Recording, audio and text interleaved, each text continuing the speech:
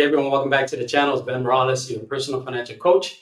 And today is going to be a follow-up video to the suggestion from one of the viewers, Miss M. I want to thank you very much for making these suggestions for these topics. In the last video, if you remember seeing, we did a breakdown of the amortized loan, and we looked at over time what the interest costs were for that amortized loan.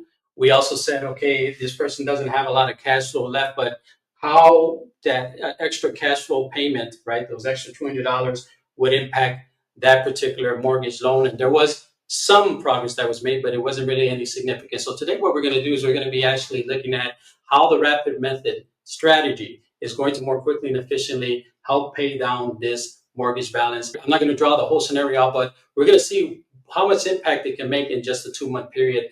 And if you really start to understand and grasp this, you're going to see that over time, the numbers just continue to speed up in terms of what you save in cost of interest. So let's get into that. But I want to explain the scenario for the client, a client that right now has an income of $7,000, decent enough income, expenses of $6,800. The only debt right now they have is that mortgage, right? We're using this mortgage as the example for that, and that's leaving them just $200 as the cash flow. Now, I want to say up first, because I know some viewers have made the comment about taking the extra $200, in this case it's $200, and putting it to work for them. What I've done is this. We're going to actually take the entirety of their income and we're going to add it to their mortgage. And we're going to see, if they were to do that, how would it impact the actual balance for the next month. So heading right into the mortgage, this is what we have. This is where we're facing the $300,000 mortgage, 6% for 30 years. Now we can see that the payment is just $1,798.65. So that's the required minimum payment for this particular month of August. If they did this, we saw from the breakdown from the last video, $298.65 affects their principal, and a whopping $1,500 affects their interest, which leaves their balance at the end of that first month at $299,701.35. But what if they took not just this portion of their payment, but they added the remaining of their funds or of their income, and they placed it inside of that mortgage? This is the type of income that would make. That would bring the mortgage balance down. If they did that in August, that would bring the next month's balance down to $294,500, which would mean that all the calculations, when August closes and they do the calculations from receiving that payment, the balance of their income, $1,798.65 was made. An extra $5,200, right, from the rest of their income was placed inside the mortgage as well, meaning that the new balance is $294,500, and their principal that's calculated now for that following month would be $326.15 from the $1,798.65, because that payment is not changing. And then the interest would also go down to $1,472.50. So that's definitely something that they could do. But here's the problem. If they took the entirety of their income to get up to this point in the mortgage balance, they still have expenses that they have to run for the month of August, which would mean what? They would have to tap into savings, which is what they were doing there as part of their expenses, right? They would have to borrow from someone now to cover their expenses for that month, or right, maybe borrow for a 401k, or borrow from stocks, or borrow from different places, right? Or they would have to what? Start charging everything on their credit cards, right? Just to support something that really long-term is not going to be very beneficial or supporting. Here's the problem with that. Those dollars go into the mortgage, then you would never see those dollars again unless you do one of three things, right? You either have to refinance in order to get the funds that you put into that mortgage. You have to refinance to get back that equity that you made up. You have to sell your home, or you have to do exactly what we're going to be talking about here for this rapid paydown method, that is acquire a home equity line of credit to get access back to that equity that you basically paid into the mortgage, because a mortgage is a one-way transaction type of loan. Any extra dollars that impact the equity cannot be accessed again. So those are the three options in terms of getting that money back. But here's what it would look like if you just started off in the first position home equity line of credit. So with the first position home equity line of credit, it's 300,000. It's going to be the same thing. What I've done is, because they have an income of $7,000, I actually broke that up into biweekly payments of income, which is going to be $3,500, and that's what you see here. In month number one, right off the bat, they get the loan, they get their first payment. $3,500 is going to go toward paying down the balance of that home equity line of credit. Now, that home equity line of credit, or that balance rather, is going to drop down immediately to $296,500. Now, what I've also done, because we're talking about a 30-day cycle, and I broke it up into bi-weekly periods, their expenses are going to change, because this is another thing that we're doing on the back end, right? We are taking the $200 that they had in cash flow. We're no longer saving $600 on a monthly basis that they were saving, because why?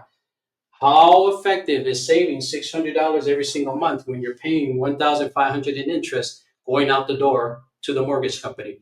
Not very effective, in my opinion. So we're going to change that around. We're going to retain the savings.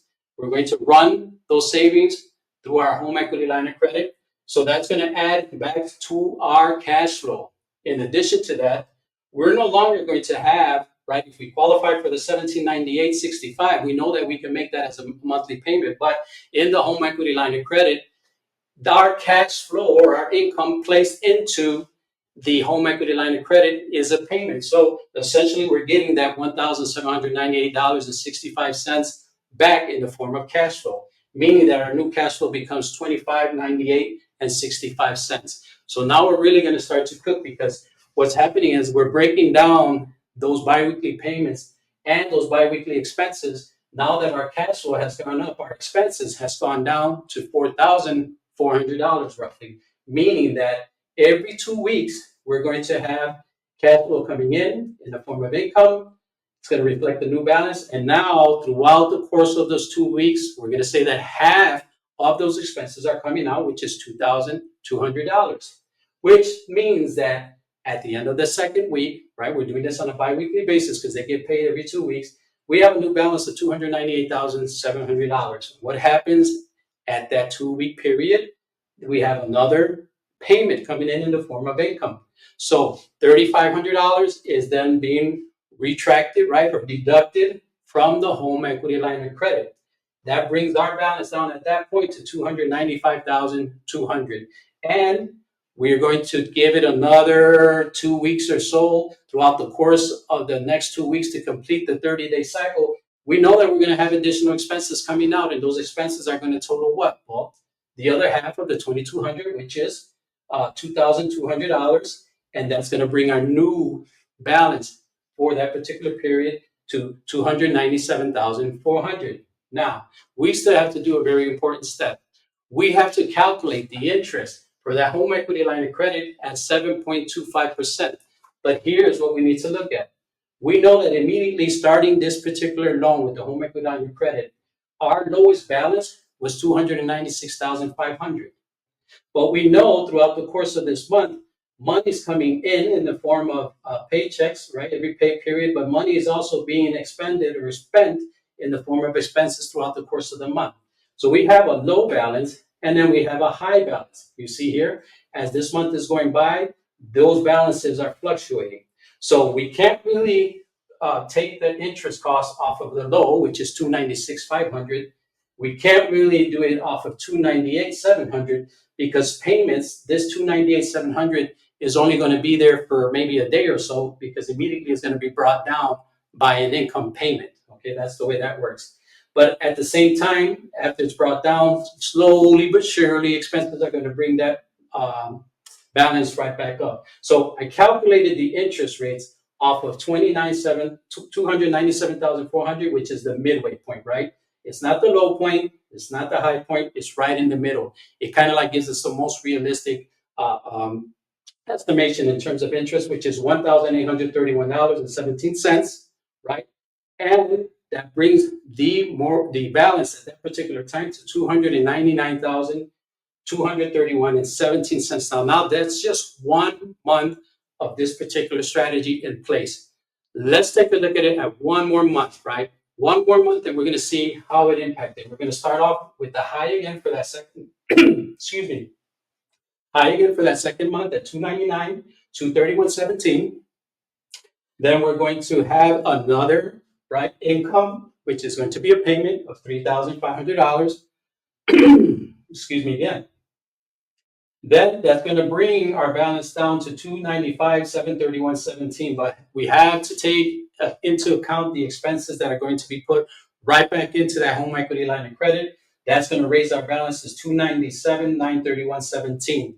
And lo and behold, here comes the other biweekly income payment of $3,500. It's going to impact that balance and bring it down to 294, 437.17. That is our low. We already know that this is our low. We're going to add the expenses, and the expense is going to bring it up to 296, 631.17. So we have our low, we have our high. What I did for this particular month, our low was 294, our high was 299. I went right in the middle at 296,500 to calculate the interest cost that would probably be for that particular month. And I came out with $1,825.59. So what's the end result after 2 months? After 2 months, the balance that is owed on the home equity line of credit is $298,456.76. So I can hear a lot of the naysayers say, why would you go through all that work and do all this cost? And look at, oh my goodness, look at the interest cost for the home equity line of credit. Look at the interest cost in month number 1 and month number 2. We have $1,800, so that's about $3,600, a little over $3,600. Maybe $36,500. Let's call it $3,650 in interest costs over a 2-month period. But what I really want you to notice and what I really want you to take a look at is in a regular mortgage amortization schedule. Let's look at our balance after 2 months is $298,456. My question is this: how many months of this particular amortization schedule would it take to reach something similar to 298,456? Well, let's find out. 1, 2, 3, 4. Here's one right here. 298, 491.73, 298, 456. That means to get to this balance in an amortized scheduled mortgage loan, you need to make 5 months worth of payments. 5 months, and here we did it in 2 months, even though the interest rate for this home equity line of credit is at 7.25. Now, that's just the beginning, because if we followed these 5-month schedule, what's the true cost of interest with this particular amortized loan? Well, here we have $1,500, another $1,500 basically, because this is just a couple of dollars away from $1,500, and so is this, and so is this, and so is this. Let's do the math. 1,500 right here, that's 3,000. Another 1,500 is 4,500. Another 1,500 is 6,000. And finally, another 1,500 basically is $7,500. So you see, folks, you see that don't follow interest rates. More importantly is how interest is calculated. So I've just shown you, right? We took a look at this and how it would look like in the first video following the schedule. Now we're taking a look at it, how it would look like if we implemented a first position home equity line of credit that, even though it has a higher rate, again, and the beauty of this, it starts to speed up as the months go by and the strategy is implemented, right? What happens? That rapid payoff method really starts to kick in, and then your dollars really pick up velocity and really start to impact the balance the longer that you are putting this strategy into place. So folks, there it is. I've shown you how you save money using a home equity line of credit. I'm hoping that this stuff is really making sense. I put a lot of work and energy and time and effort into this. AI assists me with this part, but for the most part, this stuff here, I do it all by hand, because I want you to make sure and I want you to know that this is possible. It is possible to more quickly and efficiently pay off your debt and get it done a lot sooner, so that you can transfer that cash flow that has been going to your mortgage company and put it to work for you and your family. So I hope this video helped you today. Continue to put comments, like, subscribe, share it with your friends and families. Let everyone know that this is possible. I do thank you for tuning in today. Until the next video, take care and God bless.